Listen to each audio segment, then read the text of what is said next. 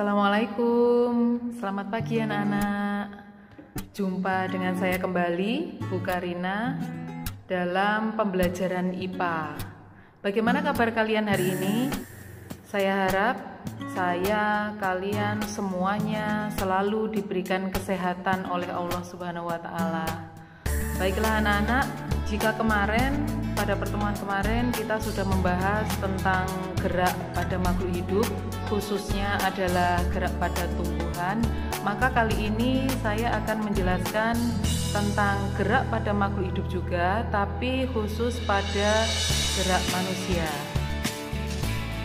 Baiklah, kita mulai materinya. Ini dia gerak pada manusia. Pada slide awal saya tuliskan di sini sistem gerak pada manusia dan hewan, akan tetapi nanti saya akan membahasnya satu persatu. Untuk pertemuan kali ini saya akan menjelaskan tentang sistem gerak pada manusia terlebih dahulu. Kompetensi dasar pada materi ini adalah menganalisis gerak pada makhluk hidup, sistem gerak pada manusia, dan upaya menjaga kesehatan sistem gerak. Di mana di dalam kompetensi dasar ini, diantaranya kita akan mempelajari tentang mendeskripsikan jenis tulang, sendi, dan fungsi sistem rangka manusia. Kemudian kita juga mempelajari tentang jenis otot, fungsi otot, dan jenis gerak yang melibatkan otot. Selain itu, kita nanti juga akan membahas tentang gangguan pada sistem gerak serta upaya menjaga kesehatan sistem gerak. Oke, sistem gerak manusia. Yang pertama adalah rangka. Rangka sering disebut sebagai alat gerak pasif. Mengapa demikian? Karena rangka merupakan susunan dari tulang-tulang, di mana tulang-tulang tersebut tidak akan bisa melakukan gerakan tanpa adanya otot. Fungsi rangka manusia diantaranya adalah memberikan bentuk pada tubuh, melindungi organ dalam, contohnya jantung, paru-paru, otak, mungkin ada lambung, ada ginjal, dan lain sebagainya. Kemudian sebagai tempat menempelnya otot dan sebagai tempat pembentukan sel darah, terutama pada tulang paha dan tulang lengan. Jadi tempat pembentukan sel darah ini umumnya terdapat pada tulang bentuk pipa. Baiklah, ada gambar di sini sistem rangka manusia, bisa kalian lihat. Jadi sistem rangka manusia itu ternyata tersusun dari banyak sekali tulang. Di sini antara tulang yang satu dengan tulang yang lain saling berhubungan, berkoordinasi, sehingga ketika otot berkontraksi, maka tulang bisa melakukan suatu gerakan. Jadi di sini rangka terbagi menjadi beberapa bagian, diantaranya adalah bagian atas itu terdiri dari tulang penyusun tengkorak, kemudian bagian badan itu ada tulang penyusun anggota badan, kemudian ada bagian tulang gerak atas yang terdiri dari lengan kita, kemudian ada tulang bagian gerak bawah yang terdiri dari tulang-tulang penyusun pada kaki kita. Pada bagian tulang tengkorak, di sini tersusun dari beberapa tulang, diantaranya adalah tulang dahi, tulang ubun-ubun, tulang tengkorak belakang, tulang baji, tulang pelipis, tulang pipi, tulang air mata, tulang rahang atas, dan tulang rahang bawah. Kemudian anggota badan itu tersusun dari tulang dada, tulang rusuk, tulang selangka, tulang belikat, ruas tulang belakang, tulang panggul, tulang pinggul, dan tulang kemaluan. Kemudian ada anggota gerak atas yang tersusun dari tulang lengan atas, tulang lengan bawah, tulang pergelangan tangan, tulang telapak tangan, dan tulang jari tangan. Dan ada anggota gerak bawah yang tersusun dari tulang paha, tulang betis, tulang kering, tulang pergelangan kaki, tulang telapak kaki, dan tulang jari kaki.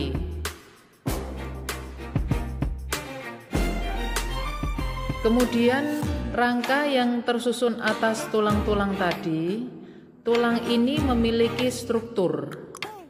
Bisa kalian lihat ada gambar struktur tulang manusia di sini.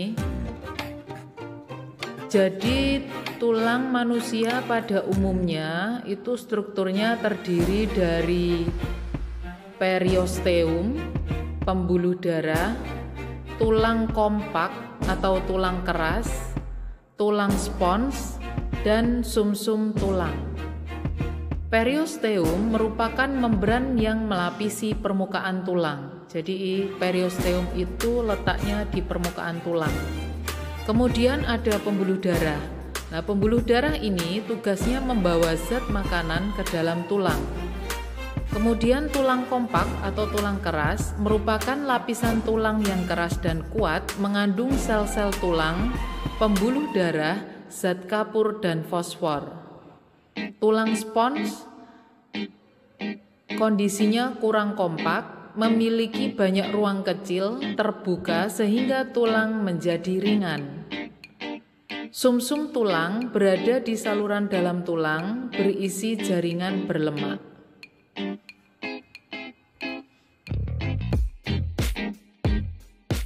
Macam-macam tulang pada sistem rangka. Berdasarkan bentuknya, tulang terdiri dari 4 macam.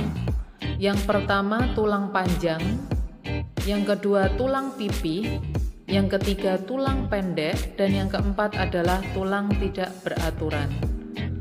Sesuai dengan namanya, tulang panjang bentuknya panjang seperti pipa, bagian tengahnya berongga, dan kedua ujungnya berbonggol. Jenis tulang panjang ini contohnya adalah tulang lengan, baik lengan atas maupun lengan bawah, kemudian tulang paha, dan tulang betis. Kemudian tulang pipih, bentuknya pipih dan tipis. Contohnya adalah tulang dada, tulang belikat, tulang tengkorak, dan tulang rusuk. Kemudian tulang pendek, bentuknya pendek. Contohnya adalah tulang ruas jari, tulang pergelangan tangan dan kaki. Dan tulang tidak beraturan, bentuknya tidak beraturan. Contohnya adalah tulang punggung.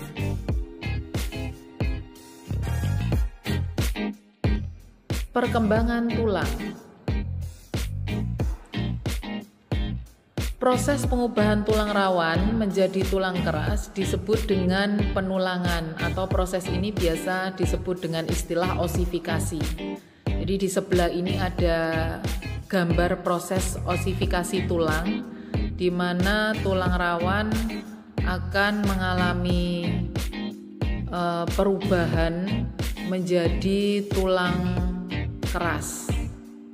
Proses osifikasi dimulai dari bagian tengah tulang rawan, kemudian meluas ke seluruh arah sesuai dengan pertumbuhan tulang rawan. Di antara jaringan tulang yang terbentuk terdapat pembuluh darah yang akan membawa mineral seperti kalsium sehingga tulang yang terbentuk menjadi keras. Yang kedua, sendi.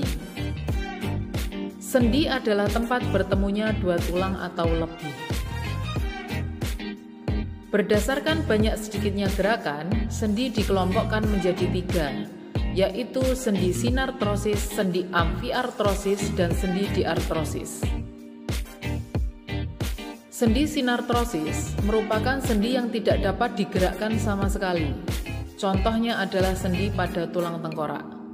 Di sini ada gambar tulang tengkorak, di mana sebelumnya sudah saya jelaskan bahwa tulang tengkorak itu tersusun dari beberapa tulang yang bentuknya tipis, dan masing-masing tulang ini dihubungkan dengan yang namanya sutura.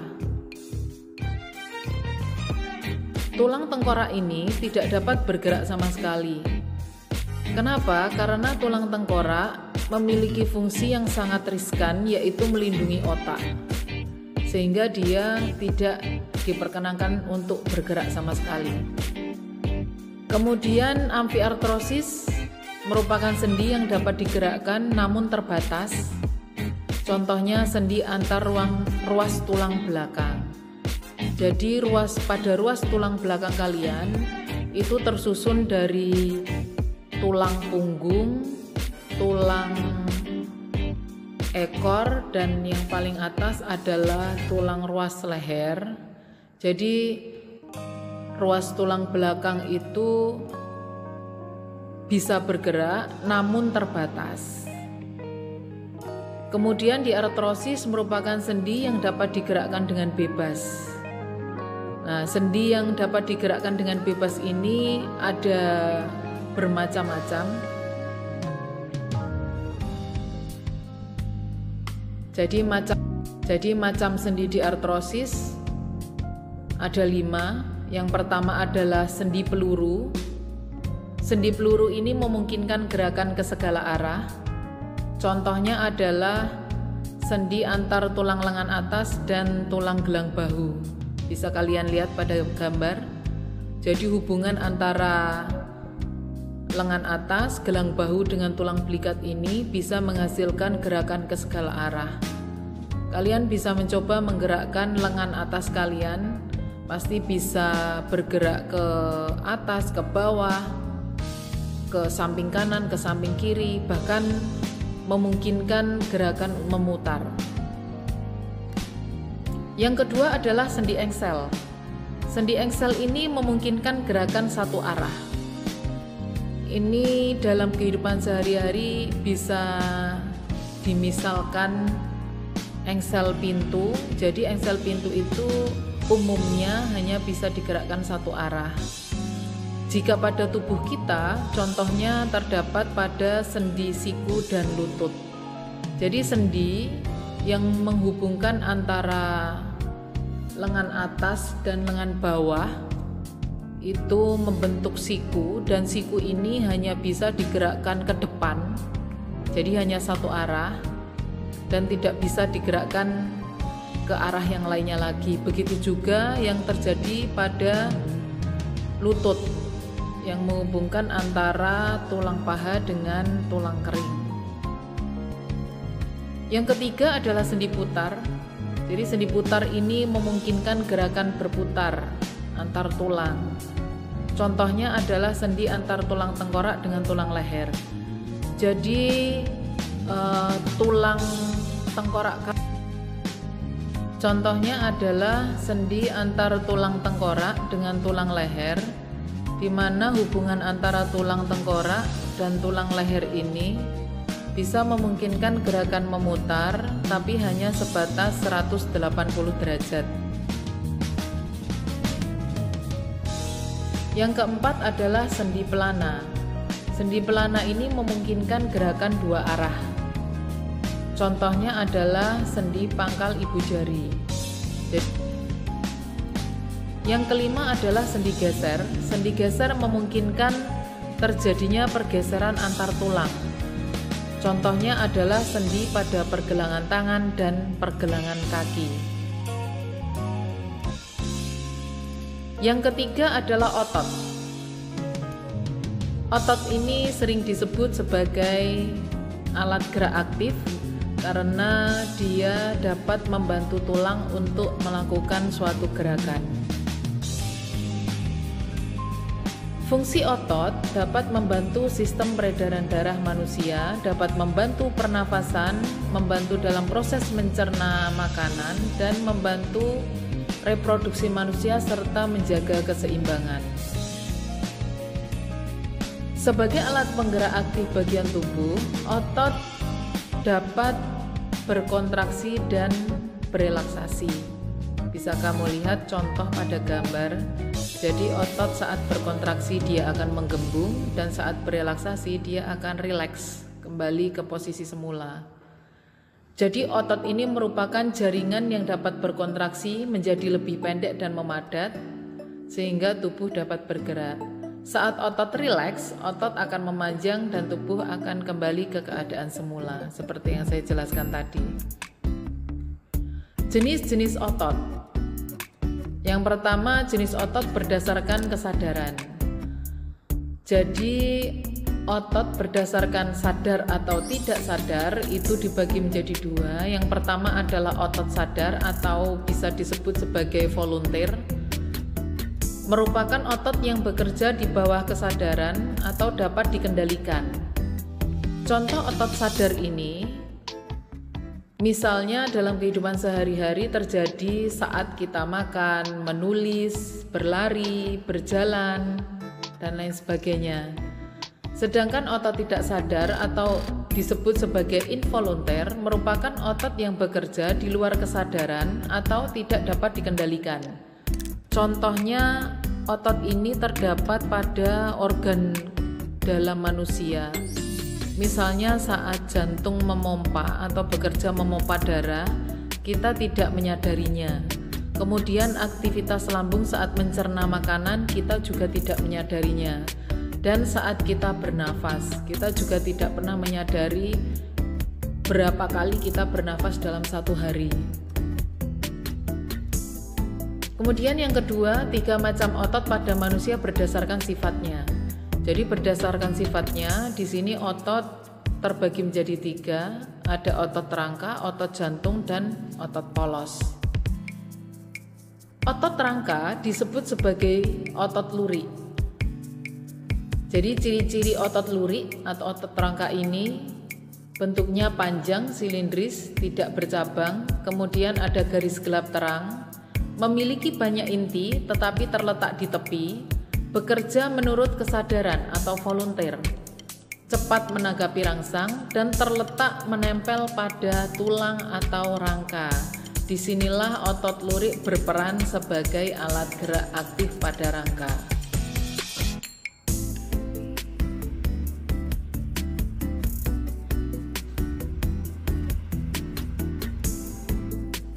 Yang kedua adalah otot jantung. Ciri-ciri otot jantung bentuknya panjang, silindris, dan bercabang membentuk anyaman, memiliki garis gelap terang, memiliki banyak inti terletak di tengah, bekerja di luar kesadaran atau involunteer, lambat menanggapi rangsang, dan umumnya menyusun organ dalam tubuh yaitu jantung. Yang ketiga adalah otot polos. Ciri-ciri otot polos bentuknya gelendong, kedua ujung lancip, tidak memiliki garis gelap terang karena tersusun dari serabut aktin dan miosin, memiliki satu inti terletak di tengah, bekerja di luar kesadaran atau involunteer, lambat menanggapi rangsang, dan terletak umumnya menyusun organ dalam tubuh seperti organ pencernaan, organ reproduksi, organ pernafasan, dan lain sebagainya. Macam otot berdasarkan cara kerjanya. Terdiri dari 2 macam. Yang pertama adalah otot sinergis. Otot sinergis merupakan 2 otot atau lebih yang bekerja sama dengan tujuan yang sama sehingga menimbulkan gerakan searah atau gerakan kontraksi dan relaksasi terjadi secara bersama. Contoh gerak otot sinergis adalah gerak pronasi. Gerak pronasi terjadi karena gerak otot pronator teres dan pronator quadratus yang terletak pada lengan bawah dapat menggerakkan telapak tangan menelungkup. Yang kedua adalah otot antagonis. Otot antagonis merupakan 2 otot atau lebih yang menimbulkan efek gerakan pada tulang ke arah berlawanan. Contohnya adalah gerak otot bisep dan trisep. Jika otot bisep berkontraksi, lengan bawah akan terangkat. Jika otot trisep relaksasi, maka lengan bawah akan kembali ke posisi semula.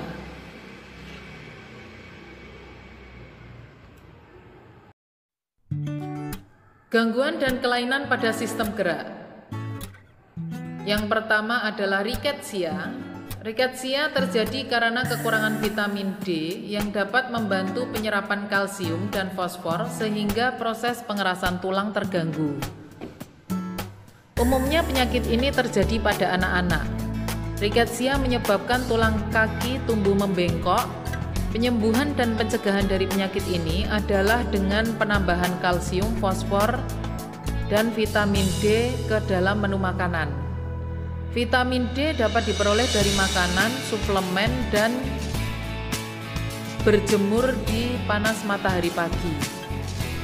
Jadi ini adalah gambar dari penderita riketsia jika dilihat menggunakan X-ray. Gangguan yang kedua adalah osteoporosis. Osteoporosis merupakan penyakit tulang karena kekurangan kalsium yang menyebabkan tulang menjadi rapuh dan mudah patah. Bisa kalian lihat pada gambar di samping. Jadi ada perbedaan matriks tulang yang normal dengan yang osteoporosis. Jadi di sini terlihat sangat jelas sekali rongga-rongga pada tulang yang penderita osteoporosis itu sudah melebar. Osteoporosis umumnya terjadi pada orang dewasa dan orang tua. Gangguan yang ketiga adalah artritis. Artritis merupakan penyakit pada sendi. Penyakit ini merupakan tulang rawan sendi yang rusak, menyebabkan sendi menjadi sakit dan bengkok. Rematik termasuk ke dalam artritis. Jadi rematik ini disebabkan karena metabolisme asam urat yang terganggu, sehingga asam urat tertimbun pada sendi dan penumpukan kapur di antara dua tulang mengakibatkan sendi sulit digerakkan dan kaku. Upaya untuk mengurangi terjadinya artritis yaitu dengan mengkonsumsi makanan yang seimbang. Di sini ada contoh. Yang keempat adalah fraktura atau biasa kita sebut sebagai patah tulang. Jadi patah tulang ini dapat terjadi karena benturan yang sangat keras. Misalnya terjadi pada saat kecelakaan atau jatuh dari tempat yang tinggi. Pada gambar ini dijelaskan ada beberapa jenis patah tulang. Yang pertama adalah patah tulang oblik atau miring.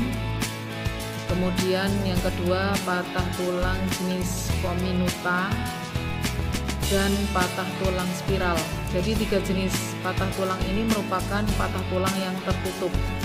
Sedangkan patah tulang yang terbuka, gambar yang keempat ini, jadi tulang benar-benar lepas antara satu dengan yang lainnya, jadi patahannya lepas.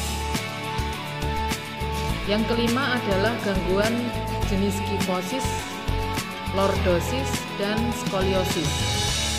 Ini terjadi pada tulang belakang. Penyakit ini umumnya terjadi karena riketsia atau kebiasaan duduk yang salah. Jadi kalau manusia normal itu tulang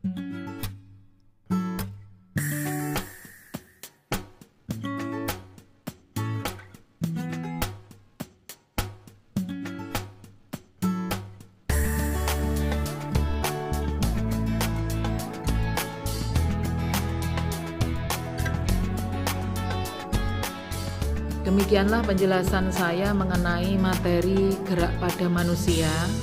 Untuk berikutnya, kalian dapat mengerjakan evaluasi. Evaluasi ini silahkan soalnya kalian tulis di buku tulis, dijawab di buku tulis, kemudian hasil pekerjaan difoto dan dimasukkan pada link yang telah disediakan.